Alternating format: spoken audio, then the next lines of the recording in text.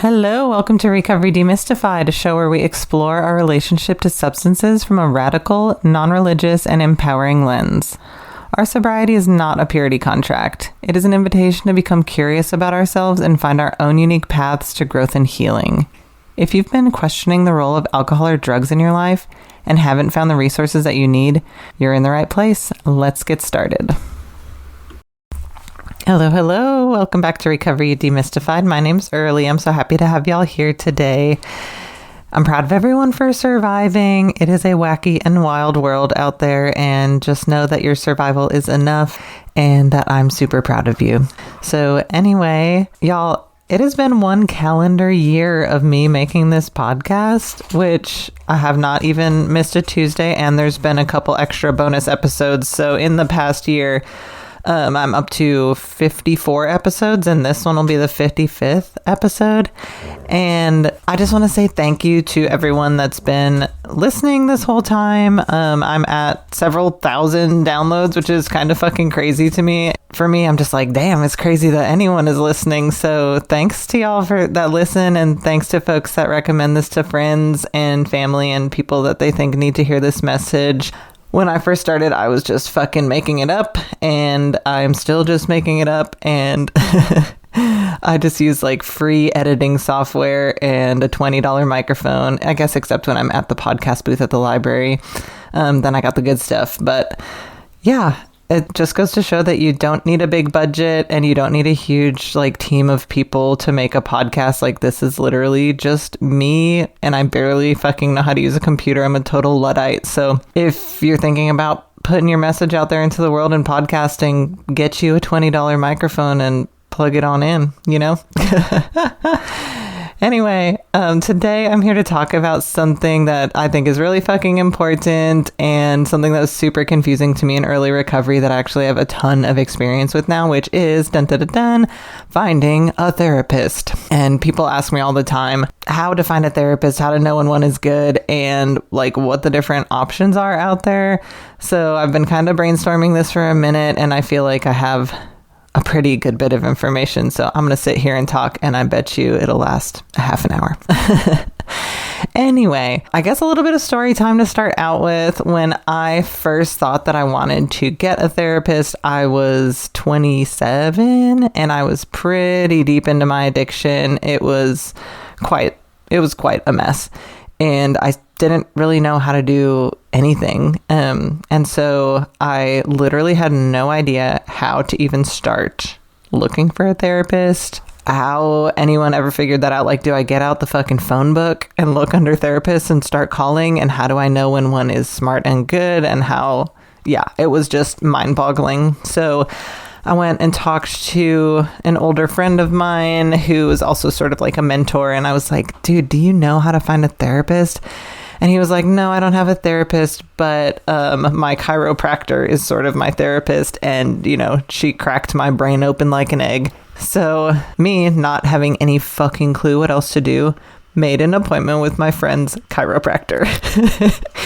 Which, looking back, I'm like, what? But also, my addiction sucked, y'all. And there's a ton of pain there and a ton of suffering, and I caused a lot of harm, right? But low-key at this point, I'm like really glad I had those deep, dark experiences, because now I can understand what it is like for people that are struggling, and being able to reflect upon a time where I had no fucking clue how to get a therapist and literally went to a chiropractor instead of a therapist. At this point, it allows me to have compassion for people and their capacity to figure things out for themselves. Anyway, all I did at that time was fucking get super wasted every day, and I was horrified of going to this chiropractor because I thought she was going to crack my brain open like an egg.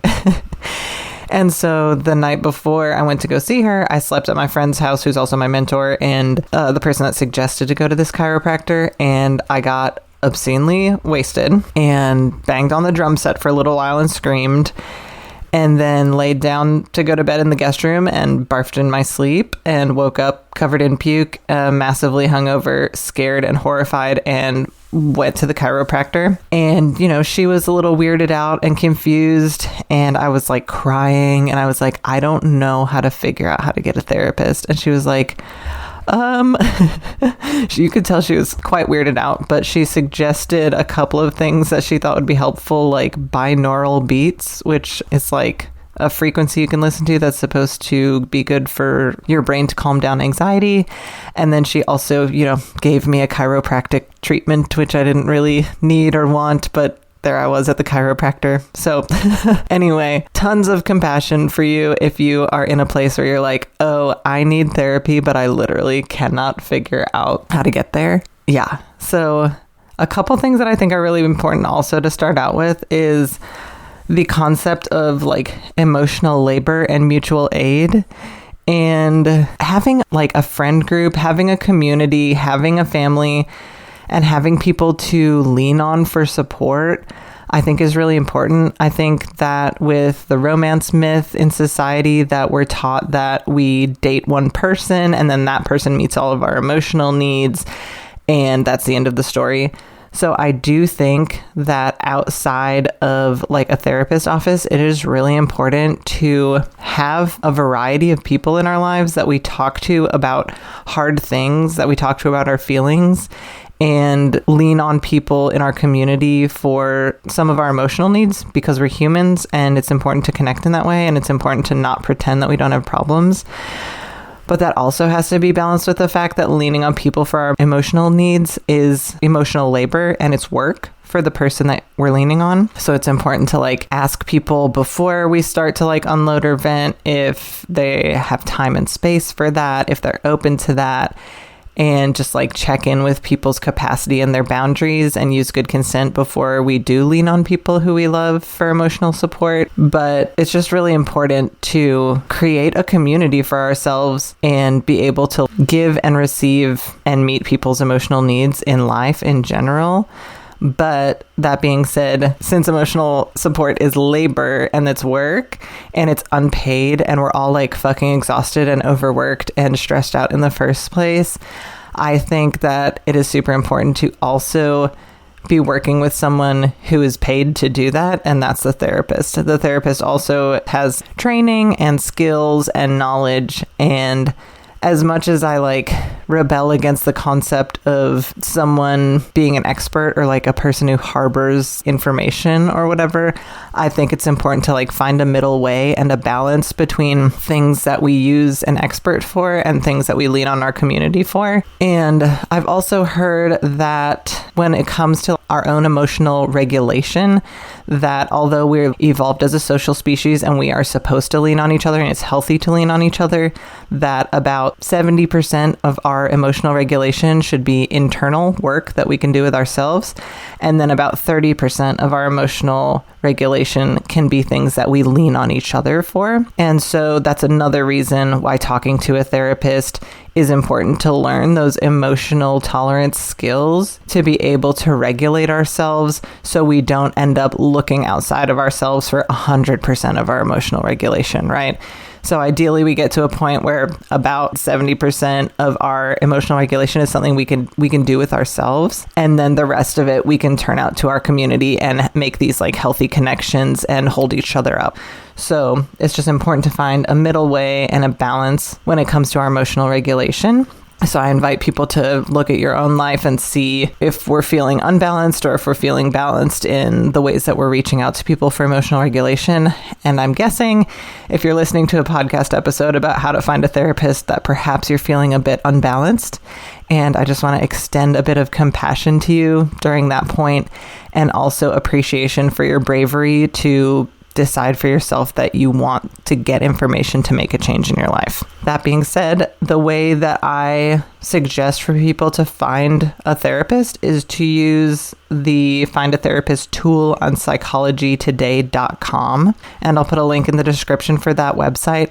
Psychologytoday.com has a directory of all of the licensed therapists, I think like in the continent or whatever. I'm not sure if there's any outside of the United States, but definitely it has every licensed therapist can sign up for their directory. And then what you can do with the Find a Therapist tool is put in there all of your criteria, like what kind of insurance you have, if you need to see a therapist who is a woman, if you need to see a therapist who is not religious, if you need to see a therapist who specifically is trained in a trauma modality that you're interested in. There's all of these checkboxes on the website. And honestly, like, looking at it and being like, wow, there's 800 therapists in my area. Like, it can seem really daunting and overwhelming, but we can narrow it down for ourselves pretty quick by doing the check boxes on things that are absolutely important to us. And also, it can help to have a friend who will sit with you and either like body double or go through it with you. And yeah, you don't have to like read about and narrow down each of 800 fucking therapists in your area. The checkboxes do it for you.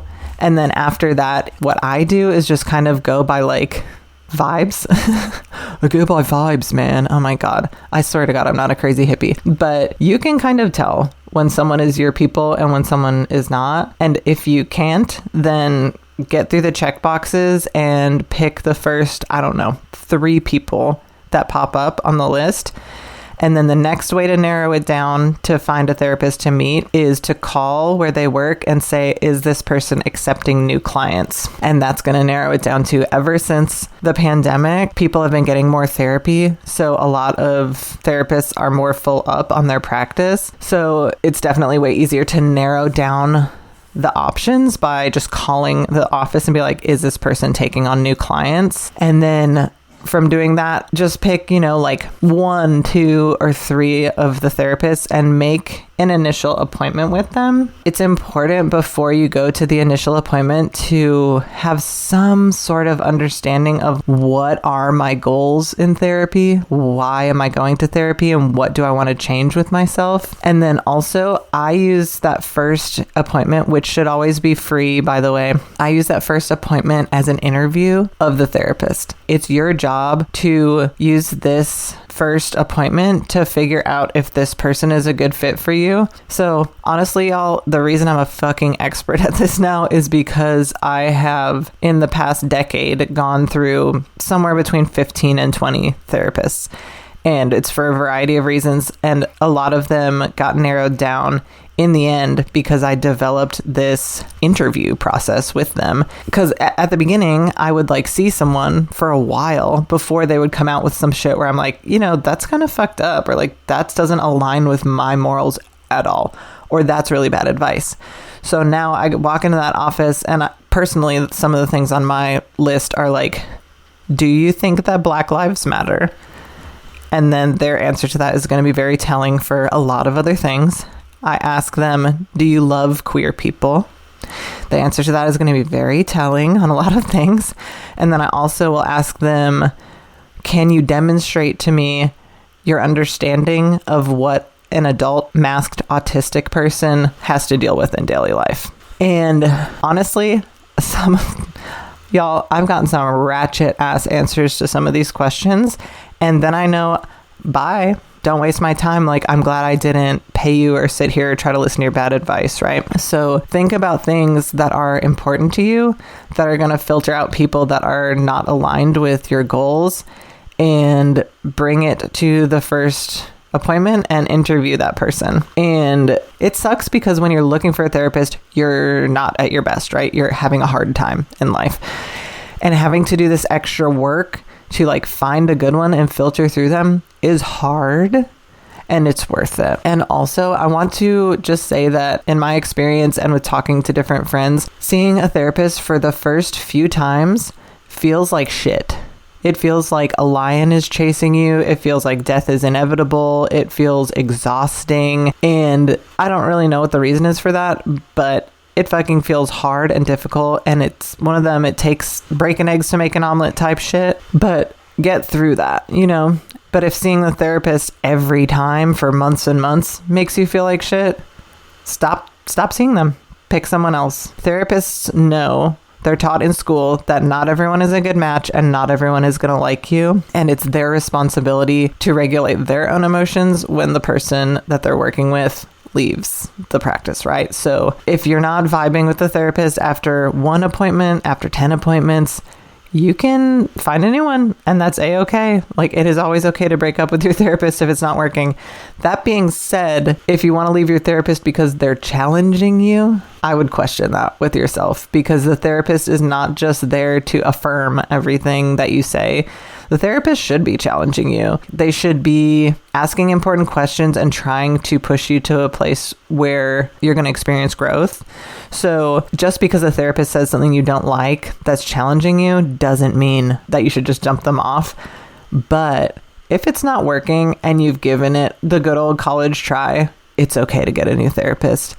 And man, I had a bunch of fucking bad ones at first. Really fucking bad ones. Like that same friend that suggested that I went to the chiropractor instead of a therapist at first. For one of my very first therapist appointments after I got out of a psych hospital for detox, I had an appointment with this person and my truck wouldn't start. And so this really wonderful friend and mentor of mine, I texted him like, can you come jump my truck? Like, it won't start. And instead of fucking around with my broken down ass truck, he was like, no, get in my truck and I'm going to drive you to your appointment. This wonderful, lovely person stopped what he was doing that day, dropped everything, because he also experienced me being fucking crazy and knew that I needed to go see the therapist.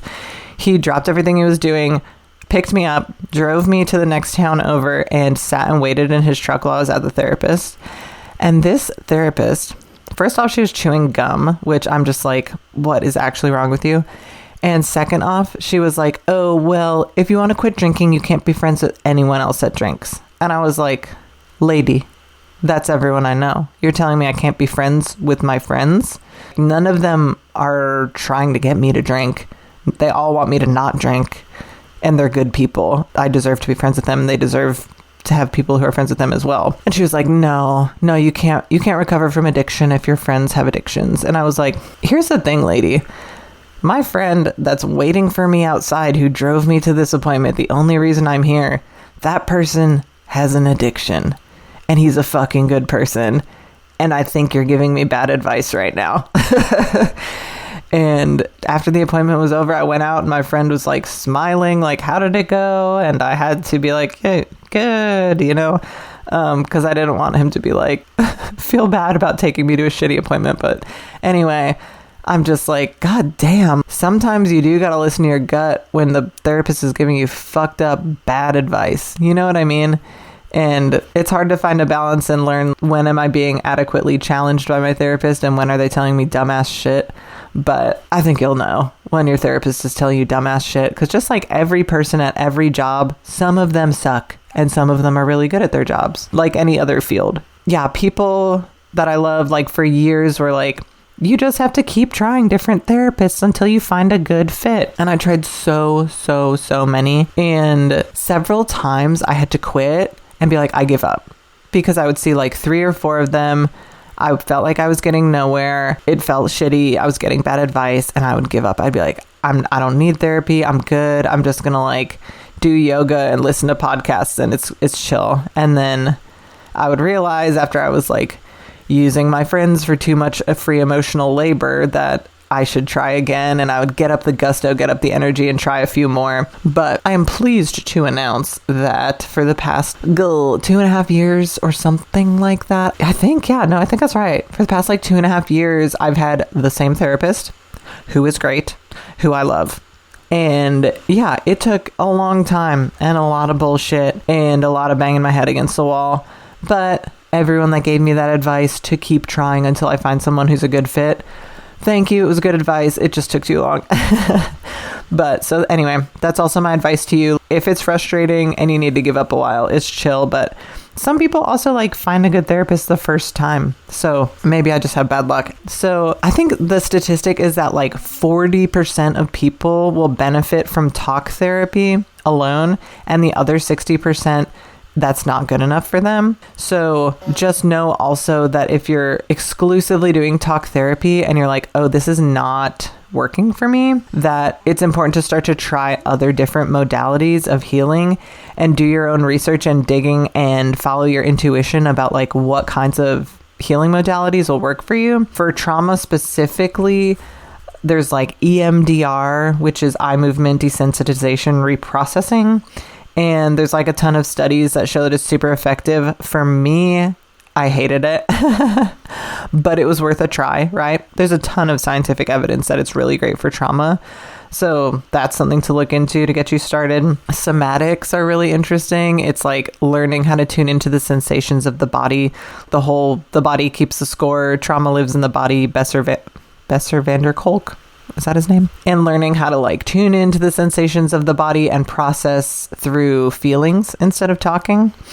And then the thing that I actually love that I'm obsessed with is IFS, which is internal family systems. And that's basically the concept that every time an unprocessed trauma occurs in our life, that a part of us gets stuck inside our psyche in that time. And through the internal family systems process, we are able to uncover and remove that traumatized part from that situation. And that's been a really, really awesome way for me personally to get to know myself and to view my internal traumatized landscape. And there's a zillion different modalities for all different kind of mental health issues. So I do invite people to do your own research and follow your intuition on trying something besides talk therapy, because talk therapy does not work for everyone, and that is okay. And it is also okay to try a bunch of different things and admit then when it's not working for you, and then try something else. And yes, it is work, and yes, it is exhausting, but also it is so worth it. And healing is possible. Healing is incremental, and it's hard to look at yourself and be like, am I doing better? Am I getting stronger? But if you do it for long enough and you can reflect back a year, a couple of years and be like, wow, holy shit, like I am getting better. It's possible, and it's worth it, and it's hard work, and it's fucking worth it. Something that I did in the interim phases, and that I also do in conjunction with talking to a therapist, is I consume a lot of self-help content, right? So I love podcasts, I love books, and I love doing things like exercise, eating well, sleeping well, and things of that nature, doing yoga, meditation, breath work, mindfulness, gratitude, blah, blah, blah. So it's also not just like leaning on the therapist to solve your problems. It's like creating a life that nourishes you and feeds you, where you're learning things and you're taking care of yourself. And whenever I would give up on the therapist and just try to figure out on my own, I really leaned into those other resources at that time. Self-help books, books on trauma and healing, books on addiction, same thing with podcasts, and other healthy resources. It depends on what you need, right? For me, doing all that stuff was good, but it was not enough. And I do also need to have a therapist in conjunction with having a good, healthy community, learning how to emotionally regulate myself, and then also having all of these other self-help resources. So it's the middle way, right? It's a balance, and it's figuring out what works for you, and doing the work to see what that might be. And I believe that you can do it. I know you can. Dude, I was so twisted and fucked up. Like, if I can do it, anyone can. And I super believe in you. Something else that is the elephant in the room that complicates the ever-living shit out of trying to find a therapist is money and insurance. And the world is changing very fast, and it's a little kooky out there and wacky and wild. And what I've always recommended for years, which I'm concerned will no longer be relevant in the concept of finding insurance for poor people, is to first apply for Medicaid in your state, which you can just Google like Medicaid application Arkansas or whatever, and apply for Medicaid, which they take applications for that just year round. And then you either will get accepted or denied to Medicaid. And if you get accepted, typically it's just, in my experience, it's just like completely free. So you either get accepted or denied for Medicaid. And then if you get denied for Medicaid, you can apply for Obamacare, which is healthcare.gov, the like insurance marketplace. Normally they have a period called open enrollment, which actually just closed December 15th, but they allow you to apply any time of year if you've had a significant life event. And they count being denied for Medicaid as a significant life event. So step 1, apply for Medicaid. If you're rejected, apply for insurance through healthcare.gov, and your significant life event is the Medicaid rejection. And then perhaps you get insurance through Obamacare, if that still exists by the time you're listening to this. And then trying to navigate the insurance marketplace is a struggle in itself.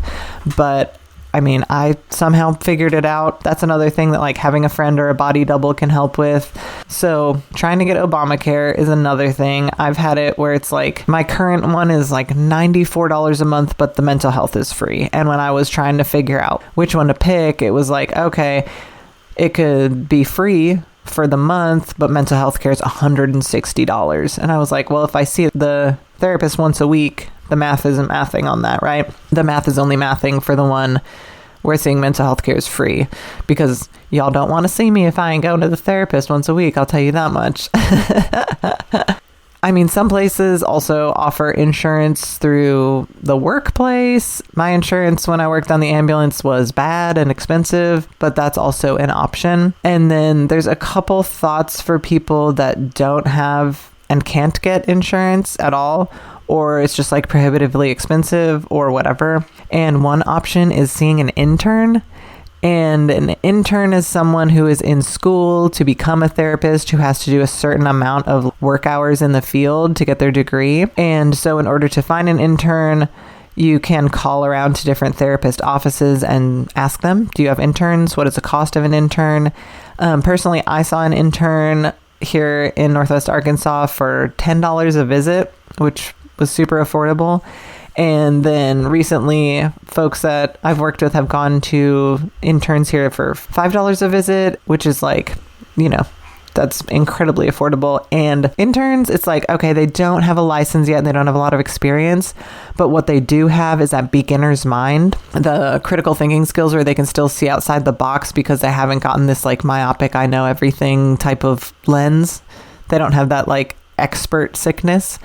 So when I saw an intern, it was lit, honestly. Like, I really enjoyed it and I got a lot out of it. And I felt like the intern with like all of the fresh knowledge, like the newest science, like all of the stuff that the intern knew. I learned things with the intern that no one else had been able to explain to me before. Like the fact that my dissociation is from trauma. And I never heard the words depersonalization, derealization. I didn't know what brain fog was. Yeah, and the intern was able to be like, oh, this is what you're experiencing. And I was like, no shit. Pretty cool. But so interns are an option. I know BetterHelp, which is like online therapy, is a thing.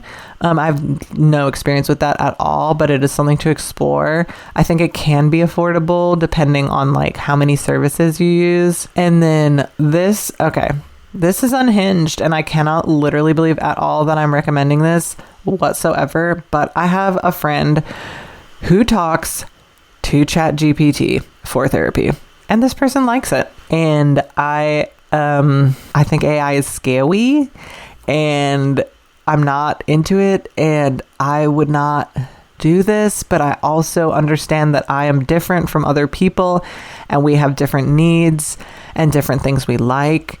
And it's an option. And for my friend, they like it and it helps them. And that's free, right? So just throwing it out there that exists. And a couple of other methods besides using psychologytoday.com and the Find a Therapist tool to find a therapist are talking to friends and family who you are aligned with and being like, who do you see?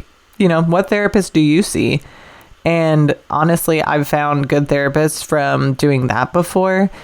It can be a little weird if it's like, oh, the person you're dating sees the same therapist that you do. But I don't know, like if you're super aligned and this person really likes their therapist, that can be a really good way just to filter it out and test it out. Because sometimes just looking at that website, Psychology Today, it just might give analysis paralysis or be like a bit overwhelming. So that is another way to try to figure out where the good therapists are at. And then also I went to a trans support group once, and it was held at a therapist's office that had fucking gay flags everywhere. And I was like, oh, well, if this is the gay therapist, like that's the vibe, you know? So sometimes just walking into the therapist's office and looking around might be a way to see if it's the vibe or not. And yeah, those are just a couple of of other ways that you can try to find a therapist that's not with using the internet is like talking to other people and like walking into physical buildings. And honestly, doing stuff like that is pretty grounding. Like, we live in such a technology-based world and everyone's staring at their fucking phones constantly. So sometimes just talking to another person or going out into the world might be a healthy healing practice in itself. And I guess my last thought on the subject is just nothing is wrong with you if you need a therapist. In fact, I think that that's hopefully becoming a super outdated boomer thought or whatever. I think that something is right with you if you're looking for a therapist, because life is hard. We all go through difficult things. And talking to someone about it and learning healthy ways to process our emotions means that you're doing something right. So just want to invite everyone to take that perspective if it suits you, that seeing a therapist doesn't mean there's something wrong with you. It means that there's something right with you because you want to do something healthy to take care of yourself. I guess that's basically it. Those are most of my thoughts on how to find a therapist. And y'all, I did it again. Went on talking for half an hour. Not sure how I do it, but anyway, I hope something in this was helpful for you. I know it can be a struggle to try to find a therapist or try to seek mental health care, especially when we're dealing with everything else that comes with life. But I hope something in here is helpful for you. And yeah, I love you. And if you're struggling today, I believe that there's happiness and healing in your future. And I know you can do this. May you be happy and free. Thanks for tuning in to another episode of Recovery Demystified. If you like what you heard, share it with a friend or rate and review us so we can reach a larger audience. Recovery Demystified is produced and edited by me, Early Brunner. Stevie Petet made our logo. Our beautiful theme music is by Logan Bragg. And our social media manager is Kaylee Bausch. We are entirely supported by your generous donations as a 501c3 nonprofit. You can find a link to donate in the description. May you be happy and free, dear listener.